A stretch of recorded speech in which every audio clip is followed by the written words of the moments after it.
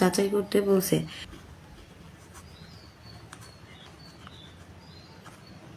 দেওয়া আছে a সমান 6 b সমান 2, ঠিক আছে?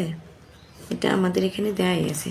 তাহলে এখন আমাদের বের করতে হবে a plus B whole cube সমান a cube plus B cube plus C A B into a plus B. তাহলে আমরা এখানে লিখবো বাম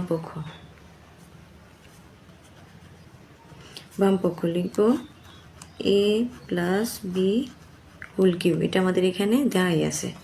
তাহলে এখন আমরা লিখব এর মানটা লিখব, এর মান হচ্ছে 6 প্লাস বির মান হচ্ছে 2 উপরে কিউ। তাহলে 6 আর 2 কত? 8 কিউ। 8-এর উপরে কিউ মানে হচ্ছে 3টা 8, 8 গুণ 8 গুণ 8, 3টা গুণ করলে হবে কত? 512।